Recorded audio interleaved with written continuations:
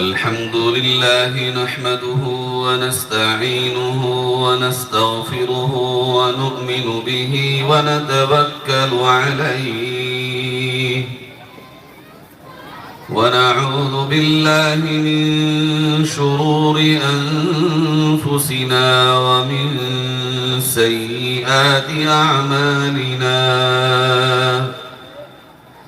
من يهده الله فلا مضل له ومن يضلله فلا هادي له ونشهد أن لا إله إلا الله وحده لا شريك له ونشهد أن سيدنا وسندنا وحبيبنا وشفيعنا وإمامنا ومقتدانا ومولانا محمدا عبده ورسوله وبارك وسلم تسليما كثيرا كثيرا أما بعد فأعوذ بالله من الشيطان الرجيم بسم الله الرحمن الرحيم إن المسلمين والمسلمات والمؤمنين والمؤمنات صدق الله مولانا العظيم درود شریف پڑھ لیں اللهم صل على سيدنا وعلى آل سيدنا ومولانا محمد كما صليت على إبراهيم وعلى آل إبراهيم إنك حميد مجيد اللهم بارك على محمد وعلى آل محمد كما باركت على إبراهيم وعلى آل إبراهيم إنك حميد مجيد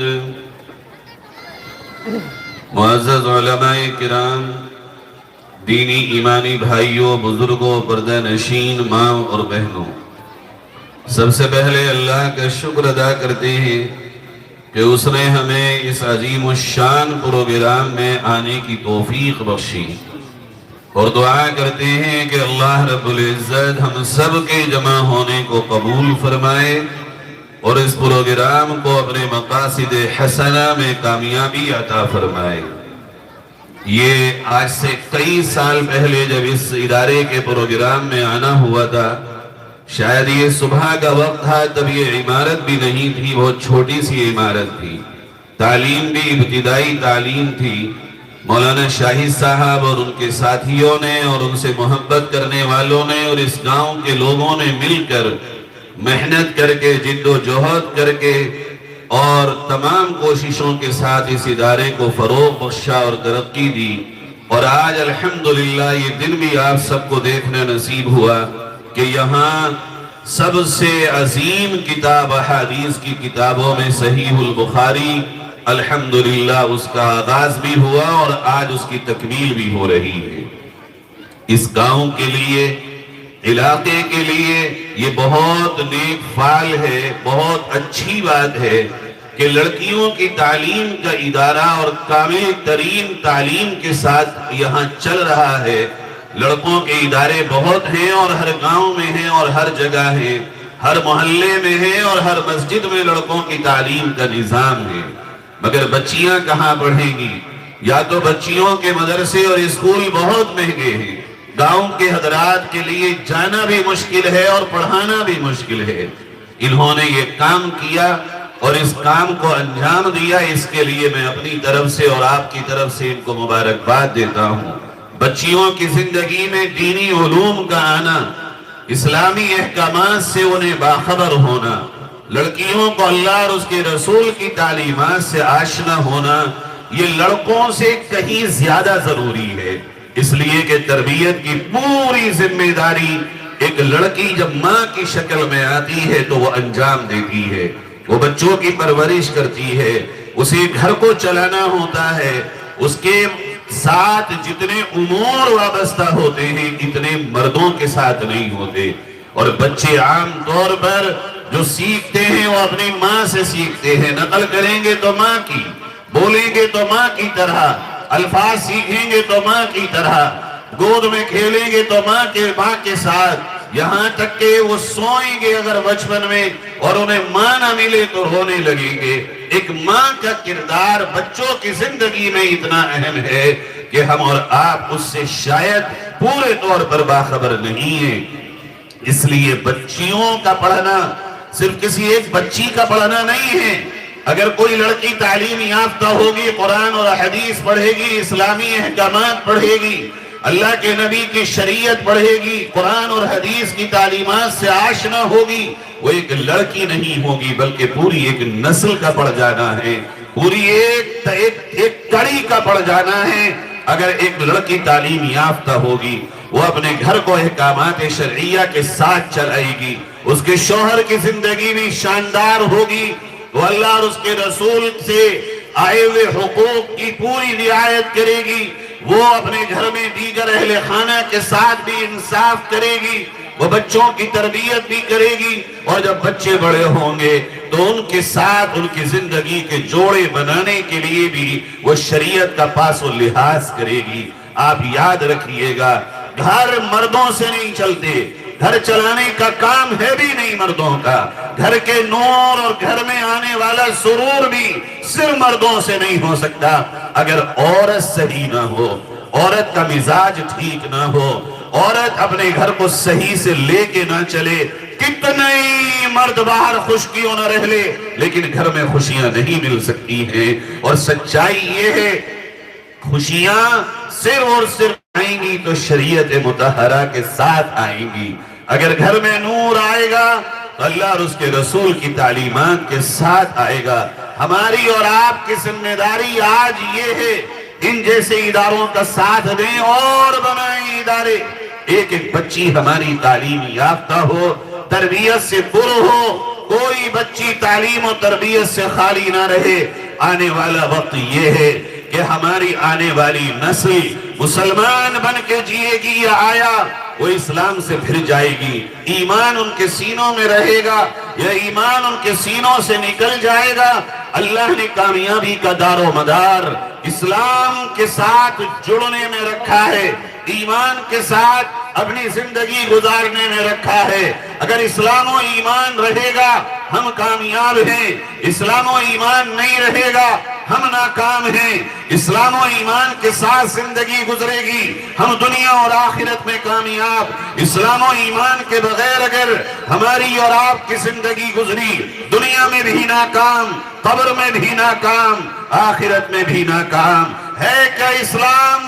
اسلام یہ ہے کہ ہم گواہی نے اس بات کی اللہ کے سوا کوئی معبود نہیں، حضرت محمد صلی اللہ علیہ وسلم اللہ کے سچے رسول ہیں، آخری رسول ہیں، کوئی نبی کے بعد نہیں پیدا ہوگا، امام الانبیاء ہیں۔ جو کچھ کہا ہمارے نبی نے وہ حق ہے، وہ سچ ہے، وہ سورج کی روشنی سے زیادہ صحیح ہے۔ میرے عزیزو، یہ ایمان، یہ اسلام ہمارے آپ کے بچوں کے دلوں میں پیدا ہو۔ کوئی ان کی رگوں سے خون کے قطرے قطرے نکل کر کے نچوڑ تو سکتا ہو، مگر ان کے سینے سے ایمان و اسلام نہ لے سکتا ہو۔ اس طرح کی اولاد ہمیں آپ کو اپنی بنانی ہے۔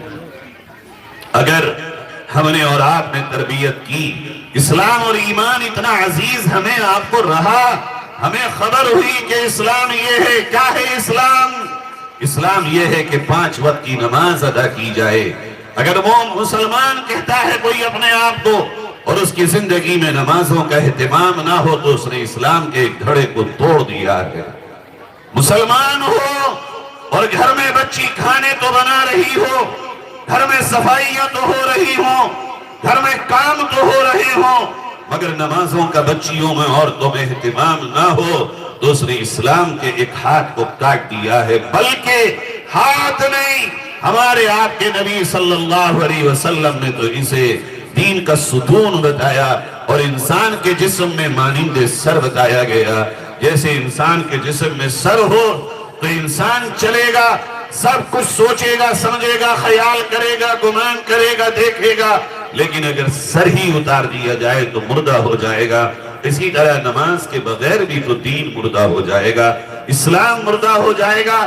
زندگی میں نماز ہی نہ ہو، کھیت میں ہو ہم، اذان ہو رہی ہو، برابر میں کھیت اسلام کو نہ ماننے والے کا ہو، ہم بھی کام کر رہے ہوں، وہ بھی کام کر رہا ہو، نبی نے فرمایا تجھ میں اور اس میں فرق کرنے والی، شناخت کرنے والی، پہچان کرانے والی چیز کہ تو مسلمان ہے اور وہ مسلمان نہیں ہے، یہ نماز ہی تو تھی۔ تو بھی پھاوڑا چلاتا رہا، پانی دیتا رہا، دکان بیچتا رہا، کام کرتا رہا، گھر میں کھانے پکتے رہے، اور نماز کے وقت میں نماز نہ ہوئی، تو تیرے اور اس میں پھر علامتی طور پہ کوئی فرق نہیں رہا۔ آج ہوتا نہیں ہے، گیہوں کی گہائی ہو رہی ہو، دھانوں کی کٹائی ہو رہی ہو، گنے کی بوائی ہو رہی ہو، مٹر کی توڑائی ہو رہی ہو، مینتھے کی پلائی ہو رہی ہو، ہم میں اور ان میں کتنا فرق نظر آتا ہے کاموں کے وقت میں۔ میرے پیارو، اسی طرح ہمارے اور آپ کے گھروں میں شادیوں کا ماحول ہو، شاد رسموں کا ماحول ہو، خوشیوں کا ماحول ہو، یا کسی اور فنکشن کا یا کوئی اور دعوت کا ماحول ہو، کتنا فرق نظر آتا ہے ہمیں اور آپ کو۔ ہماری شادیوں میں بھی نماز ختم، ان کی شادیوں میں بھی نماز ختم، ہماری خوشیوں میں بھی سجدے ختم، ان کی خوشیوں میں بھی سجدے ختم۔ تو آپ ذرا اپنے دل پہ ہاتھ رکھ کے سوچئے، اس دن، اس وقت، اس لمحے ہمارا اور ان کا اسلام کیا رہا، ہم میں اور ان میں فرق کیا رہا۔ نبی نے یہ کہا ہے، تم میں اور غیروں میں فرق یہ ہے کہ اذان ہوتی ہے، وہ کام کرتے ہیں تو اللہ کی طرف دوڑتے ہو، نماز غیروں میں اور تم میں فرق کرتی ہے۔ ہم نے اگر اس فرق کو مٹا دیا تو نقصان اپنا کیا۔ یہ کیسے پتا چلے گا؟ اگر تعلیم و تربیت ہوگی تو ہمیں یہ معلوم ہوگا کہ واقعتاً یہ ہماری بچیاں کتنی بڑی دعوت کیوں نہ ہو، کتنا ہی بڑا پروگرام کیوں نہ ہو، لیکن ہماری بچیاں اللہ کو نہیں بھولیں گی، اللہ کے احکام کو نہیں بھولیں گی، فرائض کو نہیں بھولیں گی۔ کتنے بڑے بڑے میرج ہال کرتے ہو، کتنے بڑے بڑے ٹینٹ باندھتے ہو شادیوں میں، کہیں ایک 20x20 کا ٹینٹ نماز کے لیے باندھا؟ مردوں عورتوں میں تم نے کھانا یہاں کھلایا جائے گا، یہاں بیٹھا جائے گا، یہاں دلہن کا تخت، یہاں دولہا کا تخت، یہاں اسٹیج، اور یہاں یہ اور یہاں وہ، یہاں گاڑیاں، یہاں موٹر سائیکل۔ اے مسلمانوں، تمہیں یہ یاد نہیں رہا کہ اگر تم اپنے مہمانوں کو بلاتے ہو تو ایک آواز آئے گی، حی علی الصلاۃ، آؤ نماز کی طرف۔ تمہارے ہاتھ میں نوالا ہوگا، کسی کے ہاتھ میں ڈونگا ہوگا، کسی کے ہاتھ میں روٹی ہوگی، کسی کے ہاتھ میں پانی کا گلاس اور جگ ہوگا، اس آواز پہ جب یہ کہا جا رہا ہوگا حی علی الفلاح، آؤ کامیابی کی طرف، تم نے اس کام کو انجام دینے کے لیے انتظام کیا کیا ہے؟ ہم سے اور آپ سے اچھا تو وہ شیوا ڈھابے والا نکلا جس نے وہاں پہ مسجد کا چھوٹا سا کمرہ تو بنا دیا۔ ہم کتنا بھول گئے عزیزو، یہ بات برا ماننے کی نہیں ہے، یہ غور کرنے کی بات ہے۔ اگر آپ نے مسجد کا کوئی انتظام قالین بچھا کے، چاندنیاں بچھا کے شادی حال میں کر لیا ہوتا، نہ پڑھنے والا بھی شاید نماز کو آ گیا ہوتا، عورتیں بھی نماز کو پڑھ چکی ہوتی، عورتوں کے پاس بھی یہ موقع ہوتا کہ دو چار دیندار اگر عورتیں شادی میں ہوں تو نماز کے وقت میں وہ عورتوں سے جیسے یہ کہتی ہیں بہن کھانا کھا لو، پھپھو کھانا کھا لو، خالہ کھانا کھا لو، کھانا کھایا یا نہیں کھایا، ایسے کوئی یہ بھی پوچھنے والا ہوتا نماز کا وقت ہو گیا، اب بھی آپ نے نماز پڑھی یا نہیں پڑھی، بہن تو نے نماز پڑھی یا نہیں پڑھی۔ ایک وقت کا آنے والا مہمان اگر کھانے کے بغیر چلا جائے موت نہیں آئے گی، لیکن ایک وقت کی نماز چھوڑ کے اگر انسان کو موت آ جائے تو قبر انگاروں سے بھر جائے۔ یہ اسلام کا دوسرا دھڑا یہ ہے کہ پتہ چلے اسلام مرد اور عورتوں کا ہے کیا۔ تیسرا اسلام کا رکن اور اسلام کا دھڑا اور اسلام کا مرکزی پوائنٹ یہ ہے کہ وہ مسلمان مرد اور عورتیں روزہ رکھیں، روزے کا اہتمام کریں اور سمجھیں کہ روزہ کیا ہے، اور چوتھا یہ ہے کہ زکوٰۃ دیں اور حج کریں۔ یہ ہے اسلام کے ارکان، یہ ارکان ہیں اسلام کے۔ اور چھٹی چیز اسلام کا حسن یہ ہے، نبی نے فرمایا اسلام یہ ہے من سلم المسلمون من لسانہ ویدہ، تم میں سب سے اچھا مسلمان وہ ہے جو اپنے ہاتھ اور اپنی زبان سے کسی کو دکھ نہ دے، نہ ہاتھ سے مارے، نہ ہاتھ سے ستائے، نہ ہاتھ سے فائر کرے، نہ ہاتھ سے ڈنڈا چلائے، نہ ہاتھ سے پتھر مارے، نہ ہاتھ سے ڈیلا مارے، نہ ہاتھ سے دھکا دے، نہ ہاتھ سے اشارے کر کے دکھ دے، اور نہ زبان سے گالی دے، نہ زبان سے غیبت کرے، نہ زبان سے برا کہے، نہ زبان سے اس کو دکھ دینے والے جملے کہے۔ یاد رکھیے گا اگر ہاتھ کا زخم لگا ہو ایک مرتبہ بھر سکتا ہے، زبان کے لگے ہوئے زخم کو بھرنا آسان نہیں ہوتا۔ یہ ہے اسلام۔ نبی نے کہا سب سے اچھا مسلمان وہ ہے کہ جس کی زبان سے اور ہاتھ سے دوسرا مسلمان محفوظ رہے۔ آپ بتائیے مردوں اور عورتوں میں ہو کیا رہا ہے؟ ہر چوراہا ایک دوسرے کی برائیوں سے بھرا پڑا ہو، ہر مجلس میں غیبت ہو رہی ہو، ہر چار لوگ جب بیٹھتے ہوں تو کسی کی عزت اچھالتے ہوں۔ یہ ہے مسلمان۔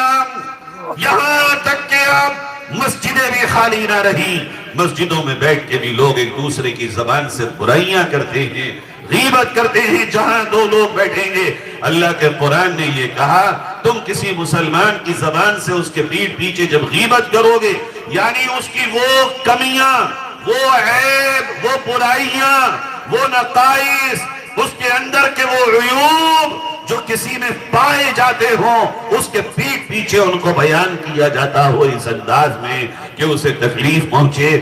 اللہ کا قرآن یہ کہتا ہے ایسے مرد اور عورتوں کو ذرا تھوڑا سا ایک بار محسوس کرنا چاہیے اس کا پاپ، اس کا گناہ اس سے بڑھ کر ہے کہ کسی بہن کا بھائی یا کسی مرد کا بھائی جنازے کی چارپائی پہ لیٹا ہو اور اس کے مردہ جسم سے چاقو سے گوشت کاٹ کے کوئی کھائے۔ جتنا برا تمہیں مرد و عورتوں کو یہ لگتا ہے، اللہ کو اس سے زیادہ برا لگتا ہے کسی کی پیچھے برائی کا۔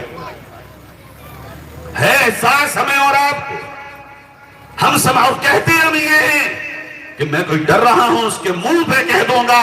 ہاں جناب، وہ بات جو کسی میں سچ میں ہو اور آپ اس کے پیچھے اس انداز میں اس کی برائیاں کرتے ہوں، اللہ کہہ رہا ہے یہ اتنا بڑا پاپ ہے۔ قرآن کی آیت ہے یہ۔ اللہ کہتا ہے اے میرے بندو، کیا تم ایک دوسرے کی غیبت کرتے ہو؟ تمہیں پسند ہے یہ بات کہ تم اپنے مردہ بھائی کا گوشت کھاؤ؟ جتنا خطرناک یہ ہے اس سے زیادہ خطرناک یہ ہے کہ تم کسی کی برائی کرو۔ اور اگر کسی میں کوئی بات پائی نہ جاتی ہو تو وہ تو الزام ہے. الزام غیبت سے بھی بڑا ہے. میرے بھائیوں، ہم نے اور آپ نے مسلمان ہوتے ہوئے اپنے اسلام کو نوچا ہے اپنے ہاتھوں سے. ہم نے اور آپ نے اپنے مذہب کو نوچا ہے. وہ تمام کام جو حرام تھے ہم اور آپ کر رہے ہیں اور کہتے ہیں کہ ہم اللہ اور رسول کو ماننے والے ہیں. ایک طرف نبی کو اتنا برا لگتا ہو، اللہ کو اتنا برا لگتا ہو، ارے میرے مردہ بھائی کو کوئی گالی بھی دے دے تو مجھے غصے کے مارے بے قرار ہو جاؤں، لیکن اللہ کہہ رہا تیرا یہ کام تو تیرے مردے بھائی کے اس کام سے بھی زیادہ برا ہے. آج زبان کھلتی، یہ دو منہے لوگ ہیں، زبان سے محفوظ رکھو. آج کل مسلمانوں میں کچھ لوگ ایسے ہو گئے، ابھی ایک بات ادھر کریں گے آ کے لڑانے کی اور ایک بات ادھر کریں گے لڑانے کی. اسے کہتے ہیں دو منہا چغل خور. یہ زبان کا گناہ. کتنے لوگ ہیں مخبر، تھانوں کی مخبری ہو رہی ہے ہمارے آپ کے یہاں. شہید تیرا اللہ کل جب تجھے اپنے عرش کے آگے بلائے گا اور عدالت میں پہنچے گا تو پوری قوم کی مخبری کرنے والے اللہ کو کیا منہ دکھائے گا. یہ ہے اسلام کہ زبان بھی محفوظ ہو. دوسرے الفاظ میں آپ سے کہوں میری ماں اور بہنوں، جب آپ جمع ہوتی ہیں تو کیا ہوتا ہے؟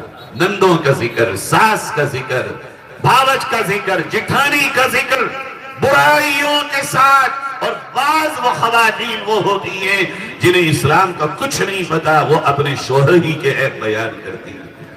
سب سے بری عورت وہ ہے جو اپنے شوہر کے پیچھے اپنے شوہر کی برائی کرتی ہے. اس لیے کہہ رہا ہوں یہ مدرسے اس لیے ضروری ہیں، اللہ رسول کی تعلیم اس لیے ضروری ہے کہ ہم اور ہماری اور آپ کی بچیاں جب آنے والے وقت میں بڑی ہو کر کے آئیں تو ان تمام گناہوں سے بچی ہوئی ہوں اور ان کے سامنے اسلام ایک روشن پیغام ہو اور وہ اپنے عمل سے دوسروں کو دعوت دیتی ہوں. آج زبانی دعوت ہے. آج لوگوں کو معلومات بہت ہے انٹرنیٹ کے ذریعے. جس نے چاہا موبائل کھولا اور جس کو چاہا سنا اور جس کی بات سمجھ میں آئی اسی کی بات کہنا شروع کر دیا. اسلام بولنے سے زیادہ کہنے پہ یقین کرتا ہے. اسلام میں بول وچن سے زیادہ کرنی کی اہمیت ہے. اگر کرنی اور کتھنی میں فرق ہے تو اسلام کے نزدیک اس کی کوئی حیثیت نہیں. ہمارے یہاں مذہب اسلام میں اسی آدمی کی اہمیت ہے. وہی آدمی معتبر ہے جس کا کہنا اور کرنا ایک ہو، جو کہتا ہو وہ کرتا بھی ہو. ایسا نہ ہو کہ وہ کہتا تو پھرے زمانے میں اور اس کا اپنا عمل اس کے کہنے کے ساتھ نہ دیتا ہو. ایسا آدمی اللہ کو پسند نہیں ہے. آئیے ہم اور آپ آج اس پروگرام میں یہ عہد کریں ہم سچے مسلمان بنیں. یاد رکھیے گا سچا مسلمان ہی سچا انسان ہوگا، سچا ایمان والا ہی سچا انسان ہوگا. اور جو سچا مسلمان نہیں بن سکا وہ سچا انسان بھی نہیں بن سکے گا. ہم اور آپ اس پروگرام میں یہ عہد کریں اسلام اور ایمان کو ہم سیکھیں گے. ایمان کیا ہے؟ فرمایا ایمان یہ ہے کہ اللہ کو مانو، وہی ایک مالک، وہی ایک خالق، وہی روزی دینے والا، وہی موت دینے والا، وہی زندگی دینے والا، نفع نقصان کا مالک بھی وہی ہے، عزت و ذلت کا مالک بھی وہی ہے. جب تک وہ چاہے گا تو ہم رہیں گے، وہ نہیں چاہے گا سارا زمانہ چاہے گا ہم نہیں رہ پائیں گے. وہ چاہے گا تو ملے گا، نہیں چاہے گا تو نہیں ملے گا. محنت کرنا ہمارا کام ہے مگر کامیابی دینا اللہ کا کام ہے. محنت میں کامیابی ہمارے اور آپ کے ہاتھ میں نہیں ہے. ہمیں آپ کی ذمہ داری بس اتنی ہے کہ محنت کریں اور رزلٹ، کامیابی، نتیجہ صرف اللہ کے ہاتھ میں ہے. اس طرح اللہ کو مانو، اللہ کے رسول کو مانو. جب جب تمہیں رسول کی بات کا علم ہو اپنا سر جھکا لو اور اپنے رسول کی بات کے آگے اطاعت کرو. سارا زمانہ تمہارا ساتھ چھوڑ دے، خاندان ساتھ چھوڑ دے، ساری ملت ساتھ چھوڑ دے، گاؤں ساتھ چھوڑ دے، سماج برادری ساتھ چھوڑ دے، سب چھوٹ جائیں مگر ایک نبی کا دامن تم سے نہ چھوٹے. یہ ہے ایمان. اللہ کے فرشتوں کو مانو کہ وہ حق ہیں، رسول پہ اتری ہوئی کتاب کو مانو کہ قرآن حق ہے، قرآن ہماری زندگی کا نور ہے، قرآن ہمارے دلوں کا سرور ہے۔ اگر قرآن ہم سے چھوٹا، ہماری روح ہم سے نکل گئی۔ روح کی غذا ہے قرآن کی تلاوت، روح کی غذا ہے قرآن سے جڑنا۔ دنیا آخرت کی کامیابی کا راستہ بتاتا ہے قرآن۔ اور اپنی تقدیر پر ایمان لاؤ، اچھا ہو یا برا ہو، ہوگا اللہ کی طرف سے۔ اچھا کرنے کی کوشش کرو، نہ ہو برا ہو جائے، پھر یہ کہو ہونا وہی تھا جو اللہ نے چاہا۔ کوشش کرو برائی سے بچنے کی، اگر نہ بچ سکو، مال میں نقصان ہو، دکان میں نقصان ہو، ہونے کے بعد یہی کہو کوشش بہت کی، ہوا وہی جو اللہ نے چاہا۔ اور پھر موت پر ایمان رکھو کہ مرنا ہے، اور موت کے بعد ایک دن قبر سے اٹھائے جاؤ گے، حساب ہوگا، اللہ کی عدالت میں پہنچو گے۔ اس پر یقین و ایمان رکھو، یہ ایمان ہے۔ اور سب سے اچھا ایمان والا وہ ہے جو تمہیں نہ دے تم اس کو دو، جو تم سے توڑے تم اس سے جوڑو، جو تم پہ ظلم کرے تم اس کو معاف کرو، اور جو تم سے ناطے رشتے تعلق توڑ لے پھر بھی تم اس سے جوڑ لو۔ جو تمہارے ساتھ برائی کا معاملہ کرے تم اس کے ساتھ اچھائی کا معاملہ کرو۔ ایمان کی اعلیٰ کوالٹی یہ ہے۔ اللہ نے قرآن میں کہا ان المسلمین والمسلمات والمؤمنین والمؤمنات، اسلام لانے والے مرد، اسلام لانے والی عورتیں، ایمان لانے والے مرد، ایمان لانے والی عورتیں، قناعت کرنے والے مرد، قناعت کرنے والی عورتیں، سچ بولنے والے مرد، سچ بولنے والی عورتیں، صدقہ کرنے والے مرد، صدقہ کرنے والی عورتیں۔ اور اس آیت میں اللہ نے 10 صفات، 10 کوالٹیز، 10 باتیں، 10 عادتیں، 10 احکام، 10 کام بتائے ہیں کہ اگر یہ تمہارے اندر پائے جائیں، یہ 22 پارے کے دوسرے رکوع کی پہلی آیت ہے۔ اپنے گھروں میں جا کے قرآن کھولنا، اور جسے اردو کا ترجمہ آتا ہو وہ اس کو پڑھنا کہ آج مولوی کچھ بتا کے گیا ہے، لاؤ دیکھو تو صحیح قرآن میں وہ کون سی 10 چیزیں ہیں۔ آپ کو اندازہ ہوگا کہ یہ 10 باتیں، 10 کام، 10 عادتیں، 10 صفات، 10 یہ کوالٹیز جو اللہ نے قرآن میں بتائی ہے کتنی پیاری پیاری ہیں۔ پھر اگر وقت ہوتا میرے پاس میں آپ کو 10 کو کھول کھول کے بتاتا۔ مجھے آدھے گھنٹے کا وقت ملا ہے جس میں سے 2-4 منٹ زائد ہی ہو چکے ہیں۔ میں اتنا کہتا ہوں جس میں یہ 10 عادتیں ہوں، یا جو ان 10 کاموں کو اپنا لے، 10 باتوں کو اپنا لے، اللہ یہ کہتا ہے کہ ہماری طرف سے اس کے لیے مغفرت کا اعلان ہے۔ مغفرت کا مطلب جہنم سے آزادی، مغفرت کا مطلب جنت کا حقدار، مغفرت کا مطلب قبر کو جنت کا تیاری بنا رہنا، مغفرت کا مطلب موت ایمان پر آنا، مغفرت کا مطلب اللہ کے عرش کے سائے میں جانا، مغفرت کا مطلب نبی کے حوض کوثر سے جام کوثر کا پی لینا، مغفرت کا مطلب قیامت میں نبی کی شفاعت کو پا لینا، مغفرت کا مطلب روز محشر نبی کی زیارت و دیدار کر لینا، مغفرت کا مطلب جنت میں اللہ کا دیدار ہو جانا۔ میرے بھائیوں، اور ساتھ میں اجر عظیم کا وعدہ ہے۔ اللہ سے دعا ہے رب تعالی ہمیں اور آپ کو ان 10 صفات سے متصف فرمائے۔ وآخر دعوانا ان الحمدللہ رب العالمین۔